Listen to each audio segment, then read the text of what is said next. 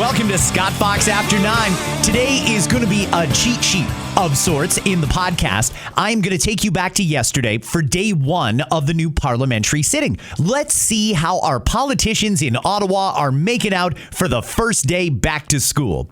We're going to do that in just a few minutes. Before I get to that, I'm going to talk about these photo radar cameras that are all over the place, nabbing people with these punitive fines. That's something that is on my mind. It's something that has been important to me for a while. And I hear from a ton of you that have gotten tickets for going relatively small amounts over the speed limit. There's an update on that situation, and I'm going to get to that coming up. I've also got a fair bit of audio that I'm going to play for you today related to the death of Charlie Kirk. It is amazing how divisive this particular topic has gotten. And you'll recall in my episode on Thursday, I played some of the haters. I played some of the people that are taking joy in the fact that Charlie Kirk was assassinated last week. So I've got an update on at least one of those people that you heard in the pod last week. They have now lost their job, and frankly, they don't understand why. That and a whole bunch more coming up on this episode. Before I get to the audio, though, just a couple of little housekeeping notes. Yesterday, I did do a silent date update in the podcast. That update has gotten so much reaction. Thank you very much to everybody who listened. If you missed it, highly recommend you get caught up, because next Monday, I'm going to have another silent date update right here on Scott Fox After 9. Now, a few of you flagged to me that there's an issue where it shows that there's 10 minutes left in the pod, but there's no audio there. It just stops playing. Just so you know, I have done everything I know how to do to try and fix that problem. As I was uploading the episode yesterday to the podcast platform, Libsyn, they had some sort of a server error, and no matter what I do, I cannot seem to get it to play that extra 10 minutes for everybody. It wasn't that great anyway, if I'm being honest. You're not really missing much, but I think I've fixed it now. So if you reload whatever app you're listening to and go back and check now, you might find it, you might not. Either way, you're here for this episode, and I love that. So thank you very much. Now let's get to it. I want to talk first off about speed enforcement cameras. These are things that have started popping up in municipalities all across Ontario, and I maintain that they're a cash grab. You know who agrees with me? The Premier of Ontario, Doug Ford. Now, Doug Ford, last week, if you listen to the pod every day, you probably heard Doug Ford said he wants municipalities to get rid of those cameras, and if they won't, he'll help them do it. Well, at least one municipality got the message. I'd like to introduce you to the mayor of Vaughan, Ontario. Vaughan is where Vaughan Mills Mall is. That's where Canada's Wonderland is. And the mayor of Vaughan is Steven DelDuca. If that name sounds familiar, Steven DelDuca was at one point the leader of the Ontario Liberal Party. Steve DelDuca ran against Doug Ford, and he didn't win, so he left provincial politics and went and became the mayor of Vaughan. He had speed enforcement cameras in his city, but not anymore. And overwhelmingly, our council supported my motion to end the City of Vaughan's speed camera program. That will take effect immediately. I listened. We heard from you loud and clear. You want us to focus on going after the real criminals. You want us to give you a bit of a break when you're dealing with some serious affordability challenges. That's just a little bit of Mayor DelDuca's speech explaining that he is getting rid of those speed enforcement cameras in Vaughan. And I think it's great. You know what I think is even better, though? The reason for it. You know, he didn't come out here and try and gaslight everybody and say, well, you know, they keep people safe and all, they protect kids and seniors. That's what most of the mayors who want to keep these cameras are trying to tell people. Mayor DelDuca was very upfront and honest. People don't like him. People don't like them. And people are sick and tired of getting a very arbitrary consequence for something that was relatively minor, while actual criminals are running free and there's lawlessness on our streets. They would like those people to be punished for crimes, not regular people who are going 59 in a 50 or going 45 in a 40. That's wrong that people are getting hit with these fines. The other nice thing I like about these cameras is this cancellation is retroactive to June. That means if you got a ticket recently, you're probably going to get your money back. That is a shining example of our voices being heard and a good, responsible politician who is hearing the people and saying, I hear you. I recognize what you're saying. Regardless of why we put them in, people don't like them, so we will get rid of them. At the end of the day, the people are supposed to call the shots. The people that we elect are only supposed to execute the agenda that the people want implemented. I think that was a great decision by Steven DelDuca, and I hope that more mayors take the premier up on his offer. If they don't want to get rid of the cameras, the premier will help them get rid of them. And he'll probably do that through legislation. So mayors, please read the writing on the wall. Get rid of these cameras. Follow the example of Mayor DelDuca, and everything's going to be fine. Now, for these mayors that are still hanging on to some hope that maybe we can keep these cameras, I'm here to tell you no. Next fall, fire them all. Any city that has those speed enforcement cameras, that mayor needs to go. Because as I maintain, these are a revenue tool. They're not about public safety, and I've explained why numerous times on this pod. You're welcome to go back to some of the older episodes and listen to the detailed explanation. I think that these are just to bring in money, and these are wanted by mayors that can't control their own spending. You know, if they need more revenue, maybe they should figure out how to cut expenses, not steal that revenue off the backs of people that didn't really do anything wrong. You know, if you were doing 49 in a 40 zone, there's no way a cop would have pulled you over for that. The odds of it happening are very, very slim. But these cameras are very arbitrary, and there's only very special circumstances where you can even fight these tickets. It's not fair. If you're a mayor in a municipality that has these cameras, get rid of them. Get rid of them, or you are going to get embarrassed by the premier. I think that that's the next move coming from Doug Ford. If you won't be responsible to your citizens, then the premier will make you be responsible to your citizens. One more thing. Last week, after hearing that the city of Brampton was raving about how great these cameras are, they put out some ridiculous study that said, oh boy, that's slowing people down and saving lives. I invited the mayor of Brampton, Patrick Brown, and any other mayor in Ontario who thinks these cameras are a good idea, who actually believes the fallacy that they're good for public safety. I've invited you to come on this podcast and debate me. I learned a lot from Charlie Kirk. I like civil discourse, and I like when we can talk out our issues. So if you're a mayor here in Ontario and you're one of those ones who's going to hang on till the bitter end, punishing your citizens with these cameras, I'd like you to come on here and I'll give you all the airtime you need for you to explain why you think these things are necessary. And then you're going to sit and listen while I explain why I think they're a tax grab.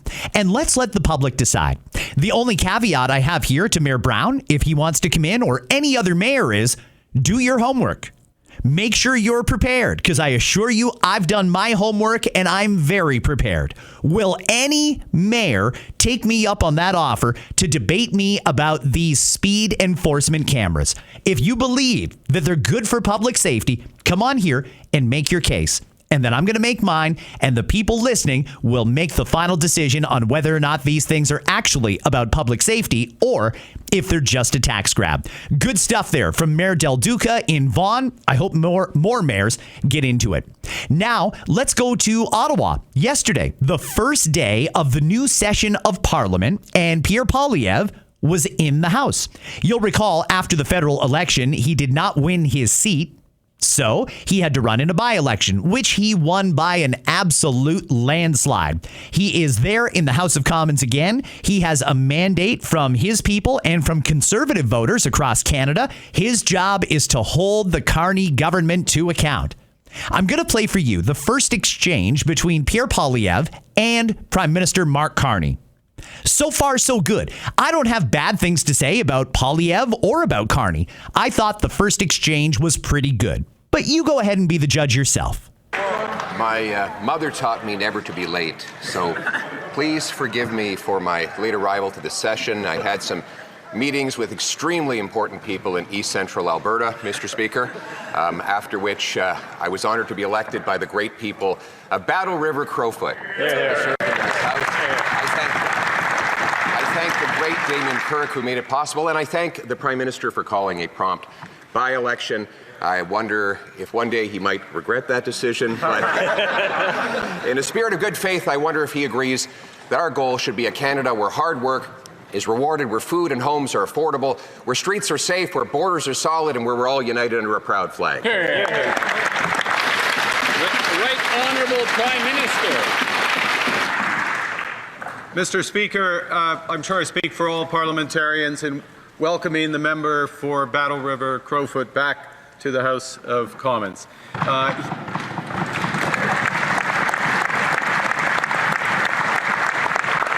He may notice a few things have changed since he was here last.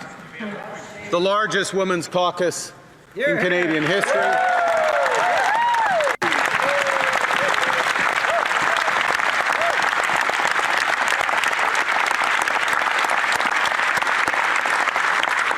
And a spirit of collaboration that was shown in the opening session, including the passage of the Build Canada Act and the projet de loi du Bloc québécois en ce qui concerne.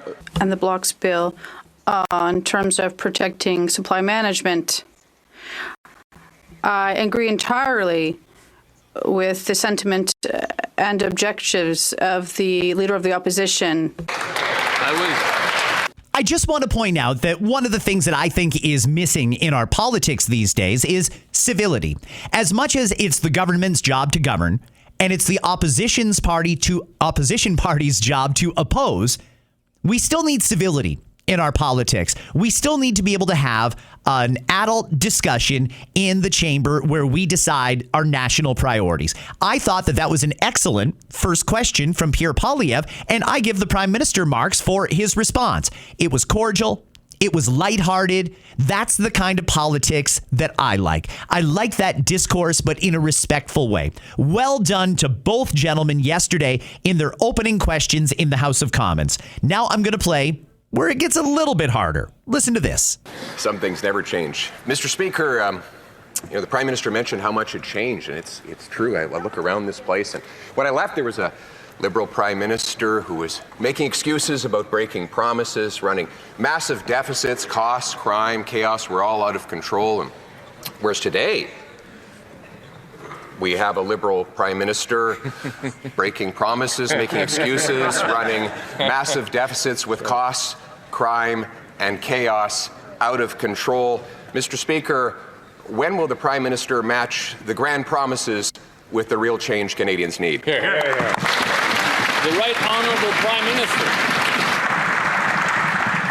Mr. Speaker, I understand the Minister, or the Minister, promotion.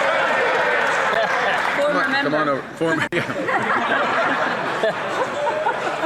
I understand the Leader of the Opposition was busy. He missed the largest tax cut for 22 million Canadians. He missed the cut on the GST for new homes. He missed eliminating all federal barriers to trade. He missed, I hope I'll have another opportunity to finish a very long list of what the Leader of Opposition. Okay, so it's a little more pointed, but either way, they seem to be maintaining a respectful tone. One of the things that I think is important in this parliament is it's very different with Mark Carney there than Justin Trudeau. Justin Trudeau used to take everything personally. Every time Pierre Poilievre stood up in the House and said something like he just said there to the Prime Minister, "You've made all these promises and so far you haven't kept any of them." Justin Trudeau took that personally and he became unhinged. He had to go. Best before date was well before he left. Mark Carney seems to handle that with a little more grace. He doesn't seem to take it personally, and he seems to understand that Poilievre's doing his job, and I think Poilievre understands that the Prime Minister is doing his. All round, good job. Now, I'm going to come back and play a little bit more from some of the other members of Parliament. You know, it's not just Mark Carney and Pierre Poilievre. We elect a whole parliament of individuals, more than 300 of them.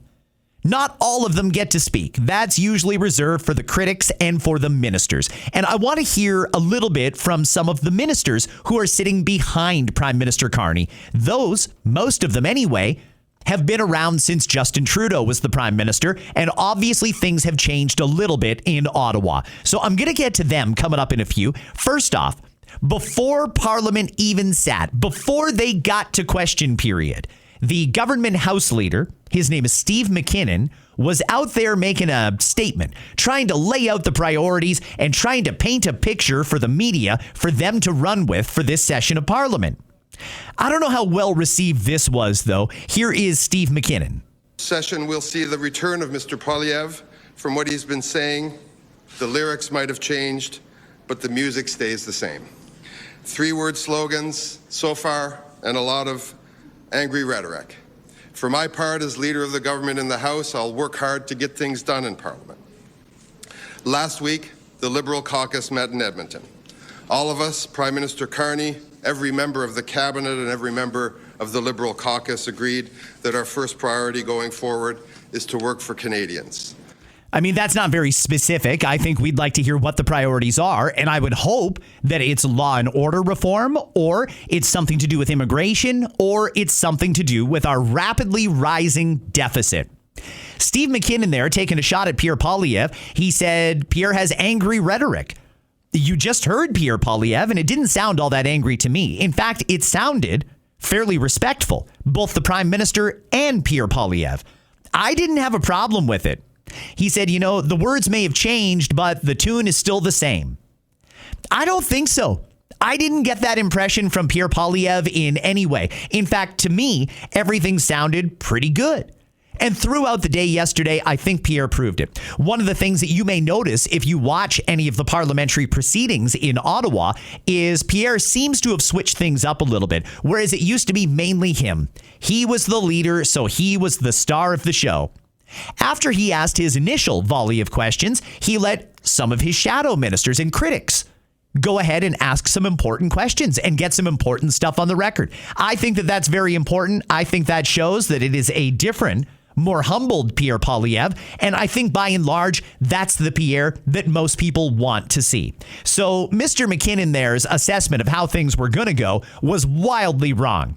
He did get asked an interesting question, though, by a member of the media. Listen to this.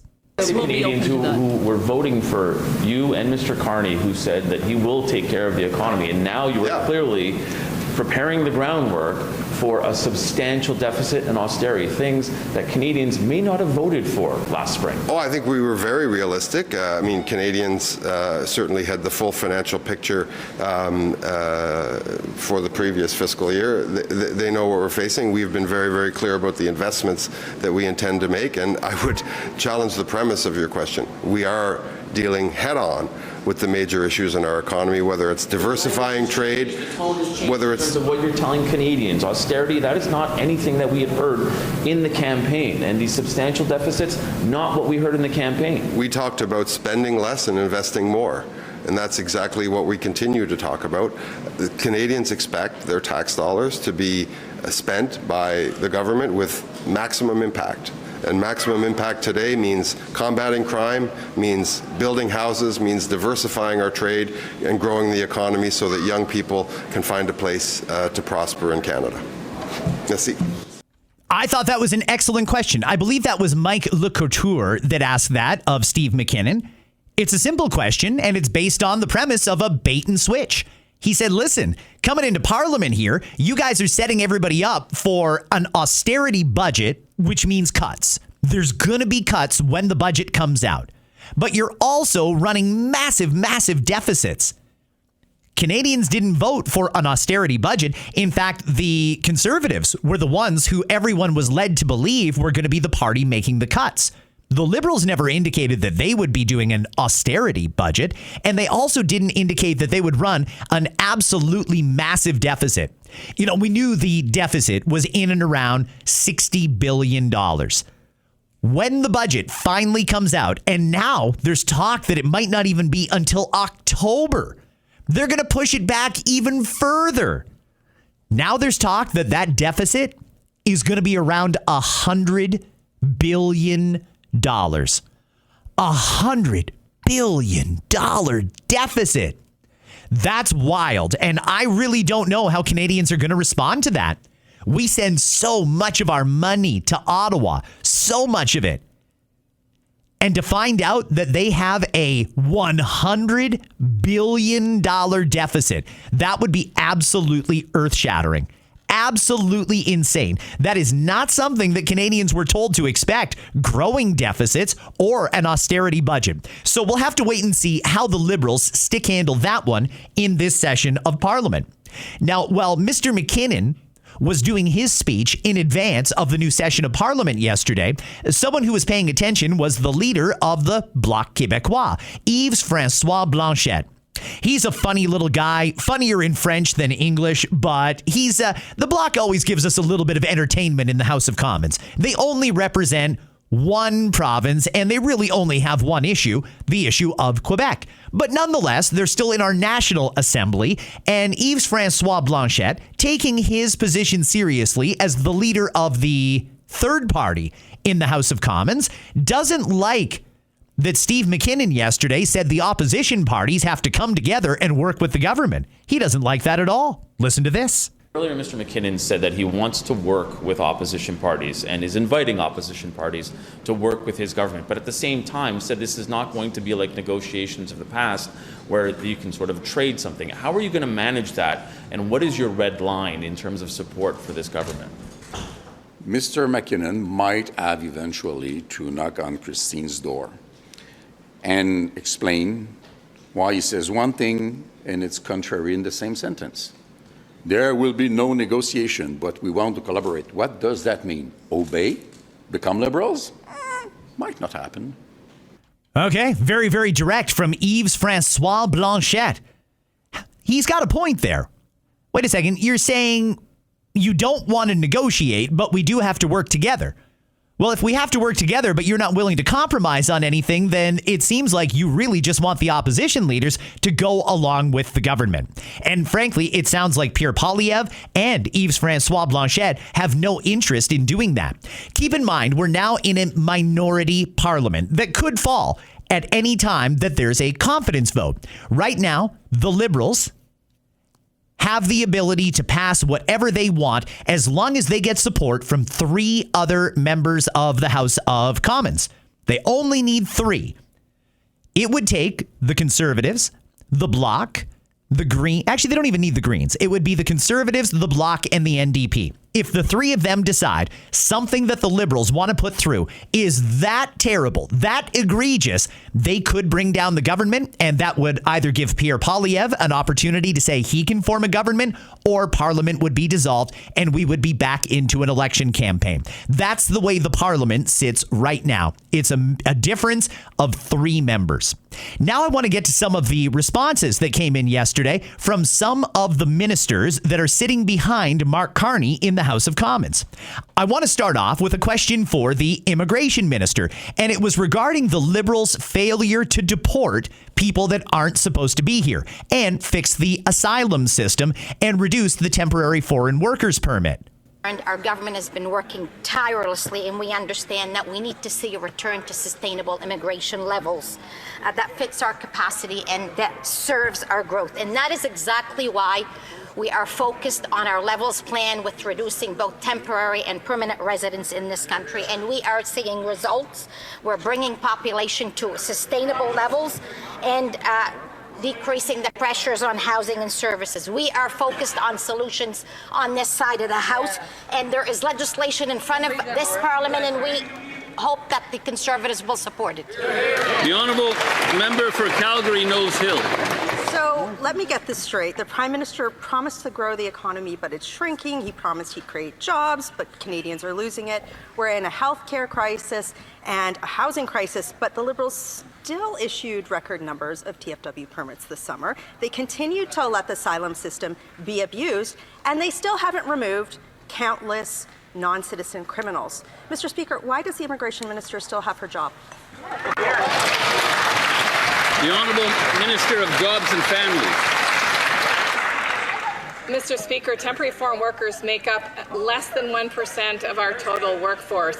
In fact, this is a program where employers must demonstrate that they vigorously and actively looked for Canadian workers, because Canadian workers come first, Mr. Speaker. If an employer is found to have violated this program, there are severe penalties. There is also a tip line, Mr. Speaker, so that if Canadians or any member of Parliament feels there's been an abuse, this can be reported to officials and it will be investigated.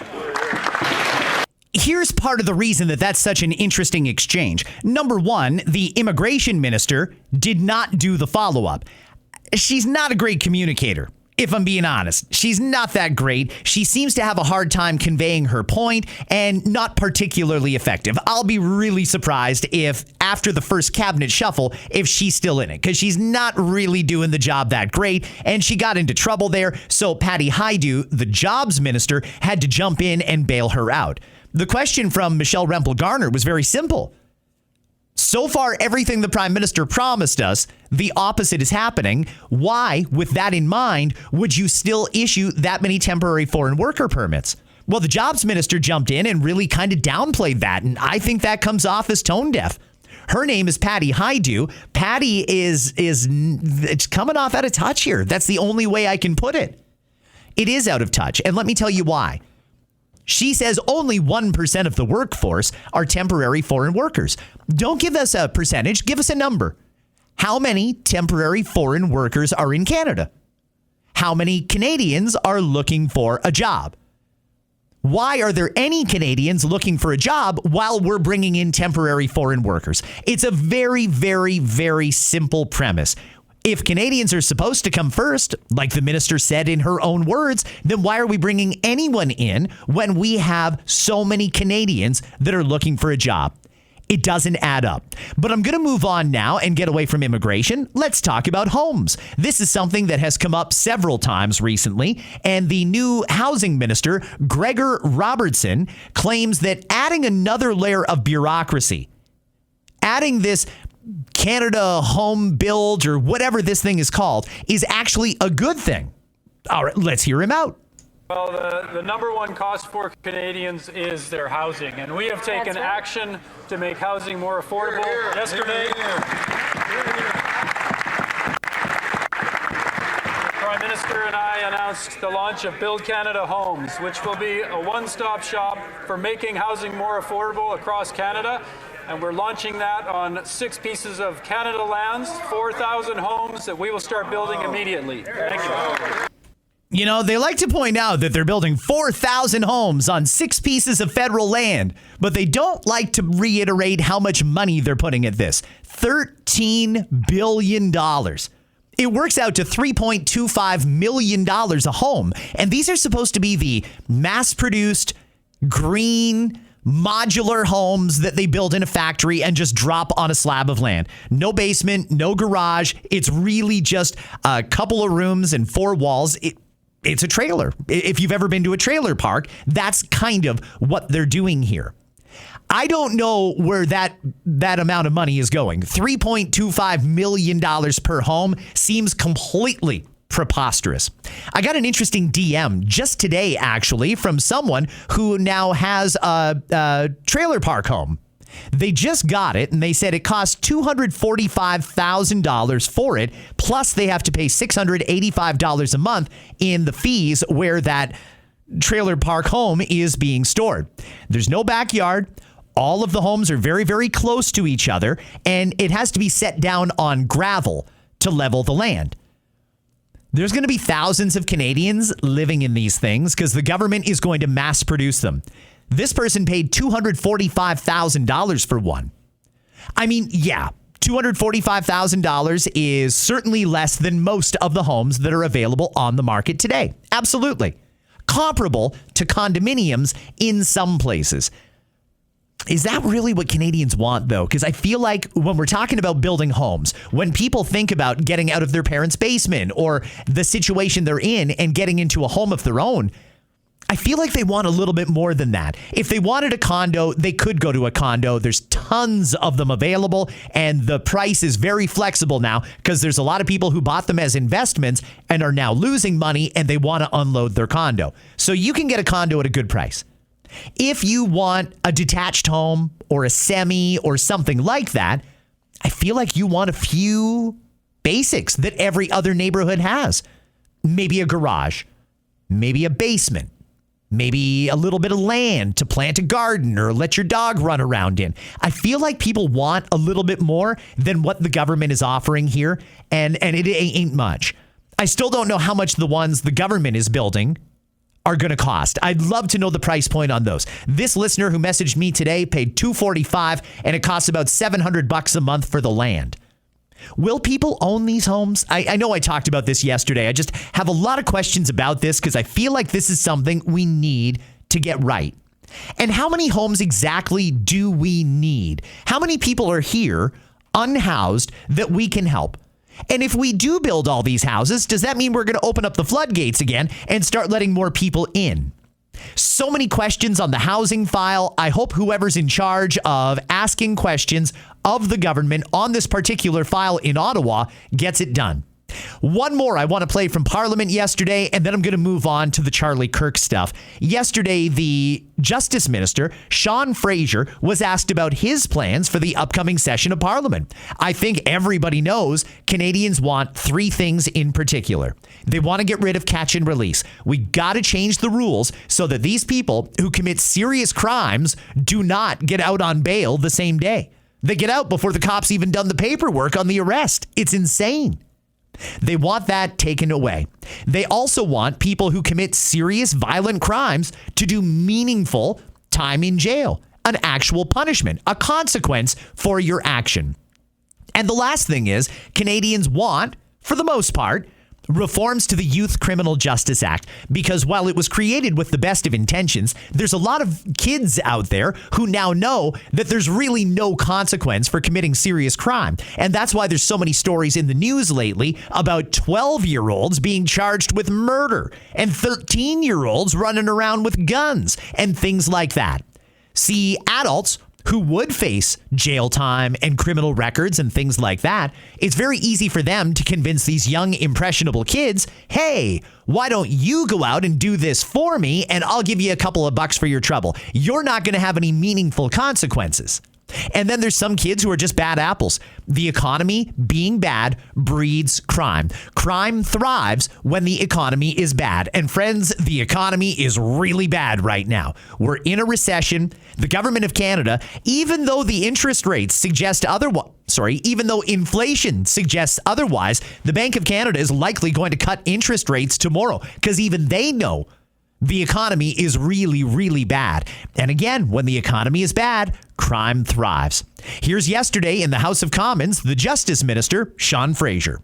But when the honourable member poses a question about repealing Bill C-75, I would suggest it is a good idea to read it first. He does not seemingly understand that bill actually makes it harder for people who are charged with intimate partner violence to receive bail.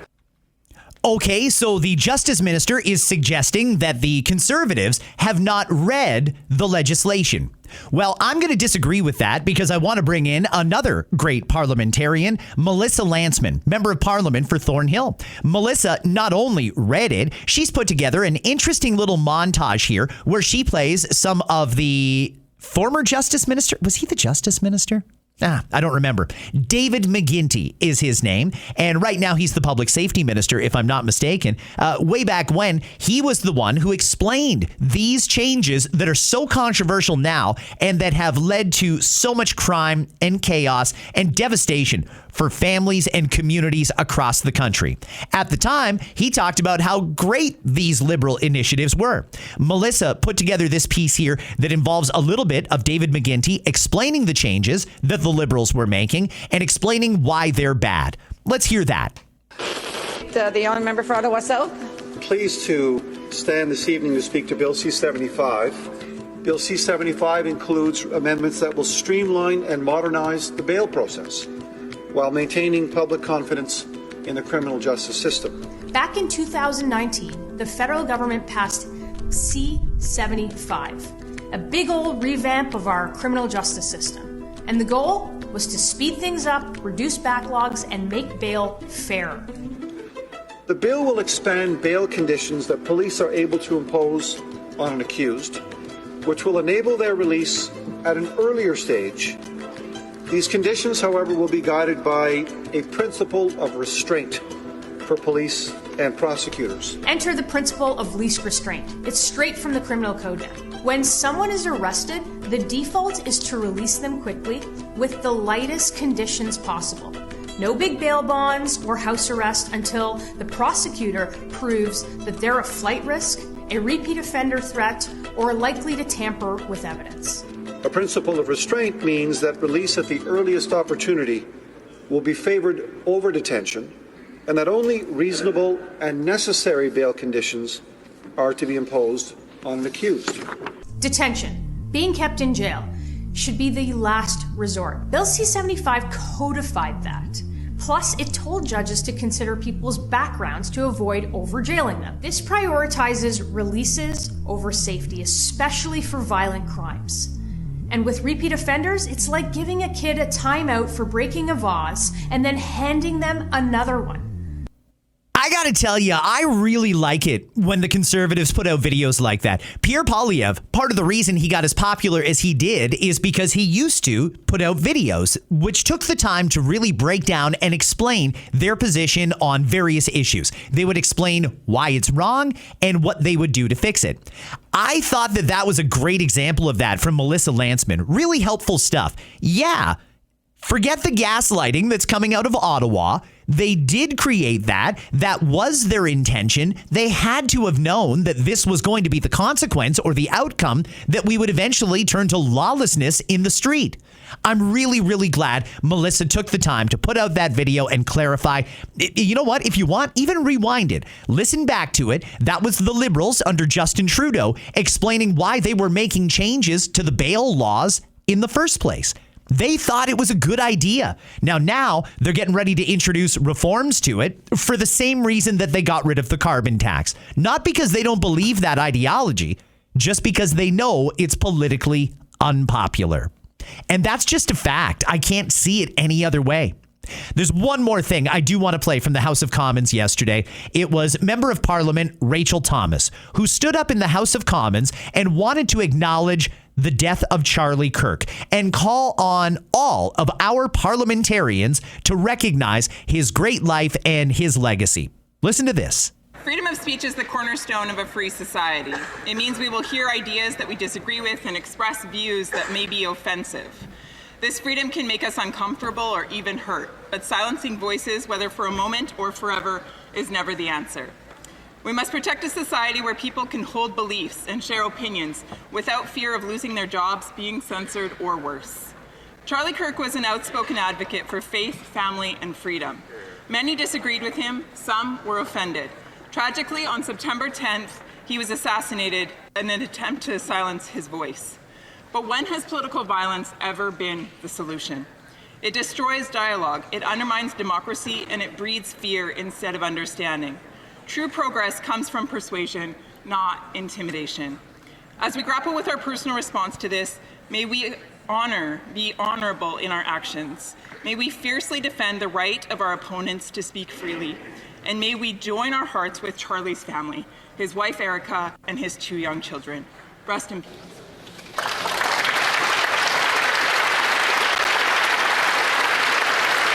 Full credit to the Liberals in the House of Commons. Full credit to them. They gave that a standing ovation. They agreed with that political violence is not the solution. But I'm not going to give them actually full credit. I'm going to give them like a 9 out of 10. It was classy of them to join with the Conservatives and give a standing ovation and round of applause for Charlie Kirk. I thought that was very appropriate. The reason they only get like a 9, maybe even an 8 out of 10, they all turned and looked at Carney to see if it was okay to stand up and clap for that. I get it. I understand why. They don't want to be the only Liberal who stands up when Carney and the rest of them are sitting down. I get it. They don't want to put themselves out on a limb like that and then put themselves in the spotlight. Understood.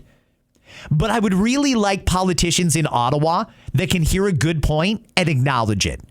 I don't know who the first one to stand up was, but full credit to both sides that stood up and gave that round of applause and a standing ovation for Charlie Kirk.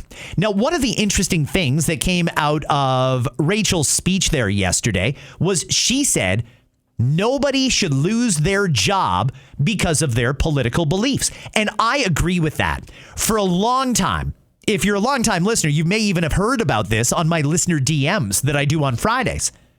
There's a lot of folks out there that are afraid if it gets known at the workplace that they're a conservative or they have conservative or even Christian values, that they're going to lose their job. That is wrong. Nobody should be fired for their political ideology. When you go online and openly celebrate the death of someone, though, I think that's where we can agree.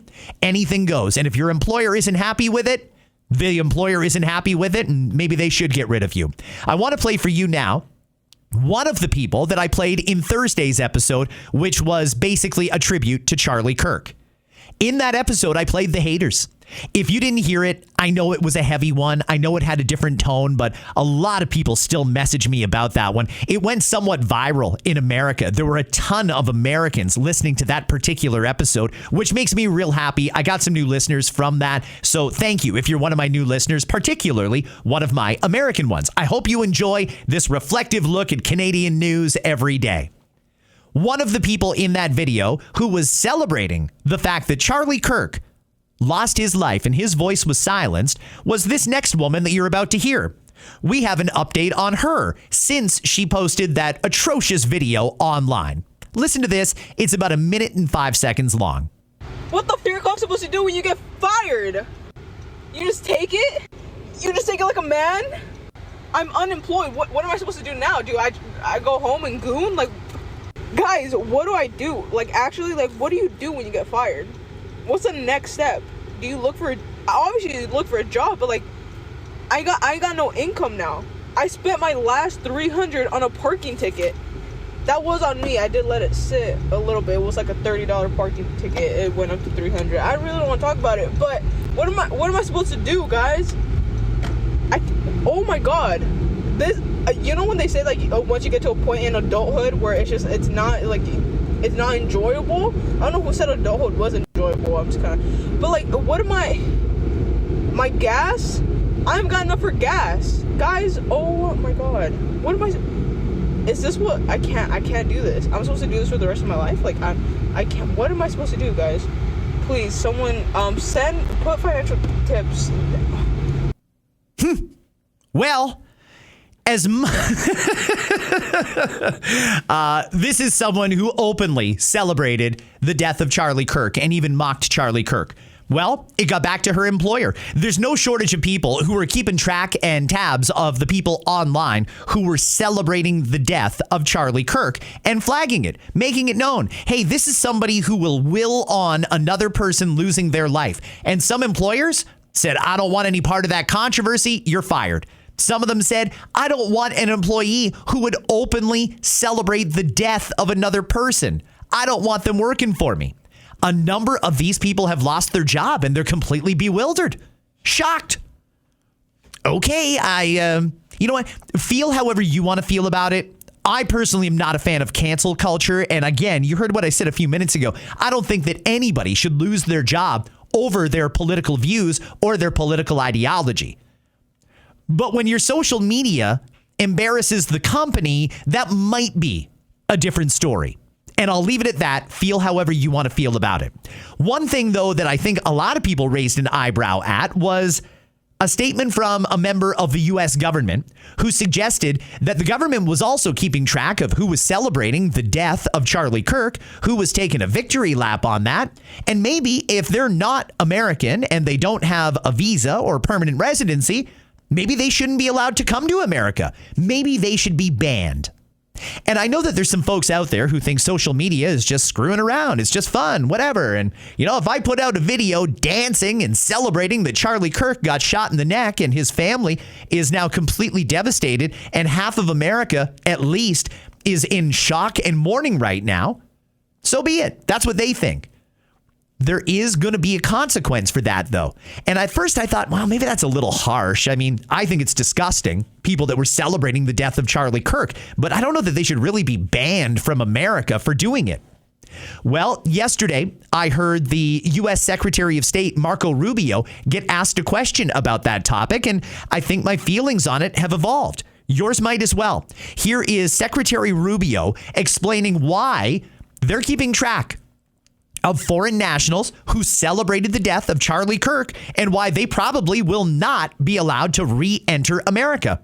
We are not in the business of inviting people to visit our country who are going to be involved in negative and destructive behavior. Okay, so why should, if I invite someone, if we invite someone to visit the United States of America as a student, as a tourist, as whatever, then they have a different, the standard they should be held to is very high. We shouldn't be bringing people into this country. We should not be giving visas to people who are going to come to the United States and do things like celebrate the murder, the execution, the assassination of a political figure.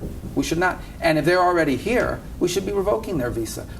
Wow. Not only may you not be allowed to go to America in the future, if you're there on a visa, they may even revoke your visa. And I understand why. That's true. If we had a horrible situation like that here in Canada, and there were people around the world celebrating that and willing it on, I wouldn't want them to come here either. That was a very good perspective. I'm glad to hear it put that way by Secretary Rubio. While I'm doing audio related to the assassination of Charlie Kirk, there's a few other pieces that I want to play for you that I think are good updates to this story. Number one, it looks like the FBI has got their guy. It looks like they've got some good DNA matches. And even though this guy is no longer cooperating with the investigation, he turned himself in. I'm led to believe he confessed, but now he is not cooperating with the situation. The FBI has got DNA, and it sounds like that's all they're going to need to get a conviction here. This is FBI Director Kash Patel yesterday on Fox News. His family has collectively told investigators that he subscribed to left-wing ideology, and even more so in these last couple of years. And he had a text message exchange, he the suspect, with another individual, in which he claimed that he had an opportunity to take out Charlie Kirk, and he was going to do it because of his hatred for what Charlie stood for. Those are factually accurate investigatory findings by the FBI that we've handed over to the local authorities and the federal authorities to make their prosecutorial decisions. But I believe in this instance of such public importance, the public has a right to know. And I've told you I'm committed to transparency, and that's what I'm doing here today. Why didn't that person that he was talking to, why didn't that person say something? Our investigation is ongoing. That's a great question. And we don't have an answer on that just yet. Now I want to play for you something else that I think is worth listening to.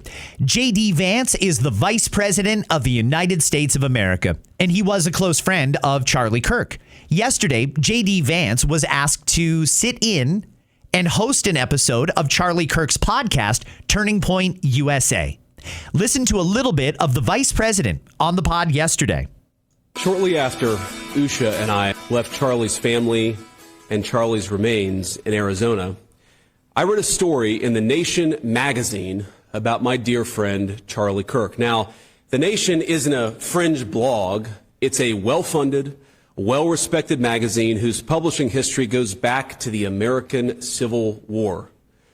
George Soros's Open Society Foundation funds this magazine, as does the Ford Foundation and many other wealthy titans of the American progressive movement.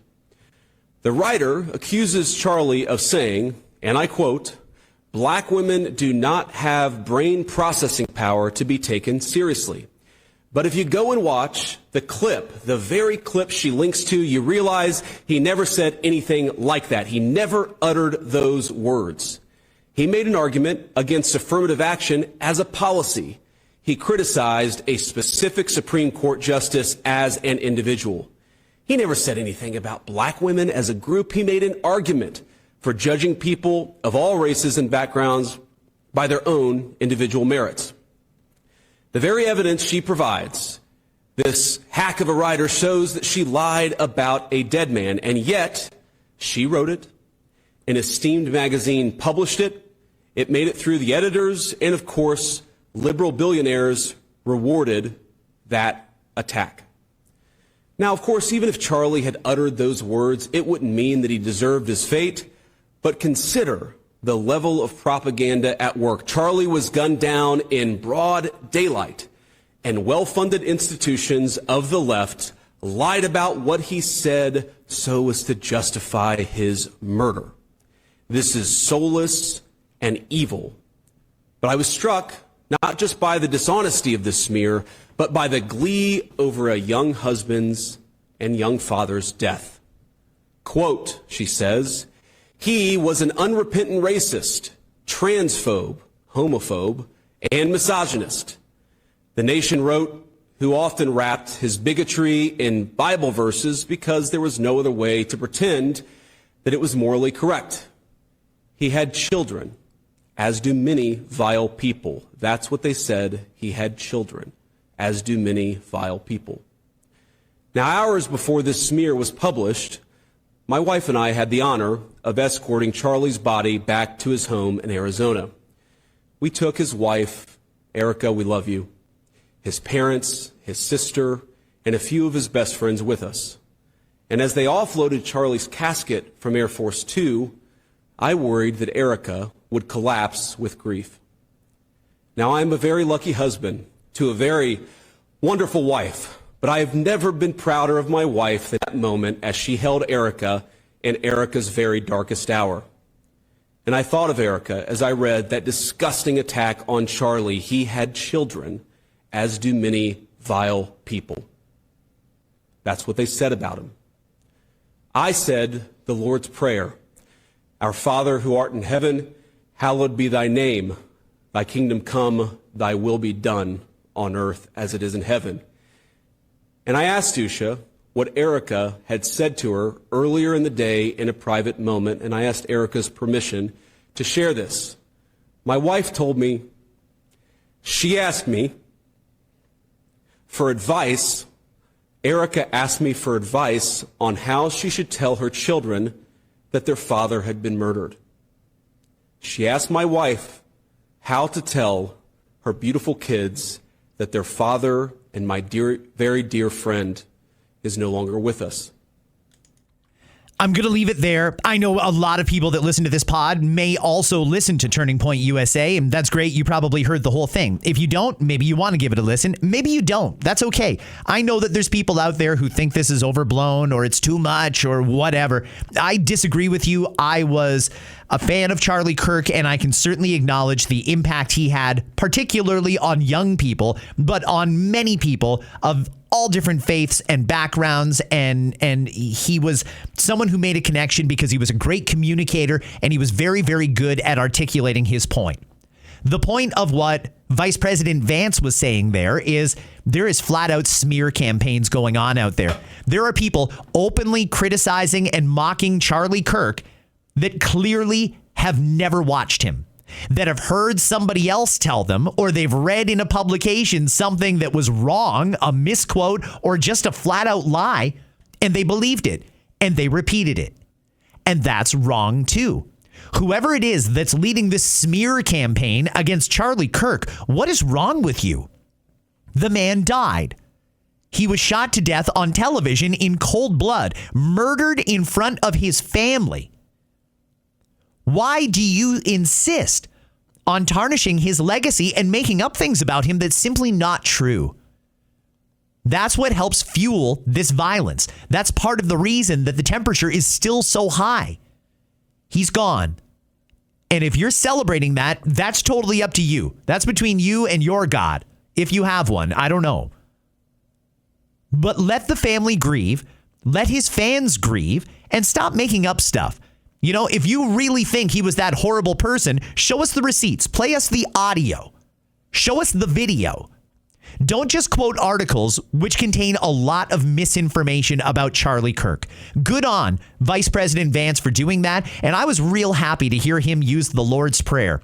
You know, it wasn't that long ago, and maybe it still is taboo. Maybe it is. It wasn't that long ago that if someone in a position of power, particularly in America, dared to use a Bible quote or recite something like the Lord's Prayer, people would instantly write them off as, oh, there's another Bible thumper. Oh, there's another big G. There's nothing wrong with that. In fact, millions upon millions of people say it every single day, quietly to themselves or in a church. There's nothing wrong with saying it like Vice President Vance did there. And it was kind of nice. I wasn't expecting it, but it was kind of nice to hear it. Let's get to President Trump yesterday in the Oval Office. He was asked again about the death of Charlie Kirk. Because I speak at Turning Point quite a bit, and Charlie would call me up. So the last time I spoke to him, he said, sir, I think it was Phoenix. Sir, could you get to Phoenix This was like in a day. I said, Charlie, I'm the President of the United States. You called me asking me if I could speak tomorrow in Phoenix. You can't do that to me, Charlie. But usually I ended up going. He was great. He was a great guy, and he didn't deserve this. He didn't deserve this, believe me. Very nice words there from President Trump. Now, he was traveling yesterday, and again, outside the helicopter. I really wish he'd stop doing news conferences outside of helicopters and airplanes. It makes the audio sound rough. But either way, yesterday he spoke to reporters again, and this time it wasn't as diplomatic. He was a lot more direct about what's on his mind. Here's President Trump. Well, the problem is on the left. If you look at the problem is on the left. It's not on the right, like some people like to say on the right. The problem we have is on the left. And when you look at the agitators, you look at the scum that speaks so badly of our country, the American flag burnings all over the place, that's the left. That's not the right. I mean, I was one who really wanted to dial back the rhetoric. Stop accusing everybody of everything. Stop pointing fingers. Let's just agree that there's no more violence to solve our point. We will make our points articulately and with compassion, and that's where it ends. If the thought of violence comes up, it has gone way too far, and we cannot have that. The president, though, is still angry, and he's calling it out. As somebody pointed out to me in my DMs the other day, and I'm struggling to find an example of how they could possibly be wrong. I think they're right. They said, Scott, ever notice that all of the other scandals in the past like this have involved looting and rioting, National Guard having to be called in to keep the peace? You know, that's usually what happens after a situation like this. But when it was someone on the right who was killed, like Charlie Kirk, there's no rioting. There's no looting. It was peaceful memorials and vigils. And I think that's good. I think that's good. By and large, despite what you may have in your head as a perception of what a conservative is, conservatives are peaceful. Conservatives are the ones who want peace. And I think that they prove that in staying nonviolent in the aftermath of the death of Charlie Kirk, because that could have very easily gone the other way. Here's one more from President Trump, again, where he's drawn a line between right and left. I didn't say it's on one side, but I say the radical left causes tremendous violence, and they seem to do it in a bigger way. But the radical left really is caused a lot of problems to this country. I really think they hate our country. Again, strong words from President Trump. I'm not sure if that's appropriate, but that is what he said. Just a couple more I want to play for you on the topic of Charlie Kirk, because I feel like this is stuff we should hear. This is American Director of National Intelligence Tulsi Gabbard holding back tears as she talks about Charlie Kirk. Listen to this. Every soldier lives this fact, this truth. I may disagree with what you say, but I will defend to the death for your right to say it. Charlie lived by this principle. So many people touched by Charlie Kirk and his life and his message and the way he conducted himself. Yesterday on Fox News, Kid Rock. I've said it and I'll say it again because I think it needs to be echoed until they get it through their fat skulls. The mainstream media is frickin' public enemy number one right now. Just the clips you just ran of these people from the New York Times and these other nut houses they call media establishments. It's absolutely frickin' ridiculous. I mean, and then they say to, Charlie Kirk, God bless him, by the way, his wife, kids, that, he's inciting this, he's inciting that. I'm someone who understands better than anyone as being a very vocal Trump supporter from day one. They've called me a racist Nazi for years now. I mean, go look up a few facts about my life, my children, where everything. But other people start to echo this. Just people who write dumb articles who think, I'm trash and I hate my music, and they say he's just a racist Nazi. And, this starts to build and build and build. So you get these nut house kids who are doing nothing but playing video games, watching these occult movies that are all over our streaming services, that won't go outside to play any sports or anything. And, then they think they're going to do something good. I'm going to go kill a Nazi. I'm going to go kill a racist. And they're literally mentally deranged. We need to bring the frickin' nut houses back. Yeah, your incentive. I don't know if that's particularly helpful. If I'm being honest, I don't. But I certainly do sympathize with him, who was definitely villainized and demonized for his political views and his political ideology. That was Kid Rock. Now let's hear from another person who I got a lot of time for, Benny Johnson, another popular American podcaster. He was a friend of Charlie Kirk's. He has been front and center ever since the assassination of Charlie Kirk. And one of the things that he was asked just yesterday was about whether or not he is the one to replace, or I don't know, nobody can replace Charlie Kirk, if he's the one who can carry on and keep building the movement that Charlie Kirk began. Here's Benny Johnson. Benny, do you have any plans to get more involved with Turning Point USA? Your name has been kind of floated around as somebody who could maybe carry the torch and pick up where Charlie left off, where Charlie was cut short, I should say. Well, I wasn't expecting this question, but let me give you the correct answer, which is Charlie is one of one. Right. Charlie is somebody who's known him for over a decade and worked with him and shared the stage with him across the country and traveled, quite frankly, around the world with Charlie. Let me tell you this. I was witness to a miracle. And perhaps this is the only time in my life I'll be able to say that, a true, proper miracle, which was Charlie Kirk's life. He had a calling, a prophetic calling, that can only come from our Lord and Savior. He had a vision as a young man wandering the RNC convention in 2012 when Mitt Romney was running for president, asking for his first donations for Turning Point. Yeah. Charlie Kirk must have been only 14 years old at that time. What other 14-year-old young men do you find doing that? He was one of one. That is what makes Charlie an American icon, a legend, and someone who can never be replaced. He's somebody who was, in many ways, I believe, a prophet. He's somebody who had a calling on his life, and anybody who was near him understood that. And so there is no replacing Charlie. He was a gift from God to us, and the best that we can possibly do now is learn from his life and to try and carry on that energy in our own. We will. Benny Johnson. Okay, I note that he did not answer the question, by the way, but I think that that's a real good place to leave this conversation for today, friends. I want to thank you for your time. Thank you for checking into this episode of Scott Fox After 9. Every day, I try and bring you a nice little succinct package of the different things that are happening or have happened and give you a little context into why they're happening. Try and give you a little counter narrative from the one you get from the mainstream media and try and make things a little more accessible, easier to understand. And I hope that I was able to do that in this episode. And that's my goal in every episode. I am never intending to change anyone's mind. That's never my goal. I don't want to get you to switch from one political party to another.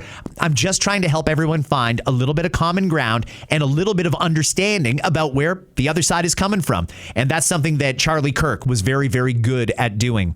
Have yourselves a fantastic day. Tomorrow, I'm going to be talking about interest rates. This is something that is top of mind for just about every member of the middle class. What's going on with the interest rates?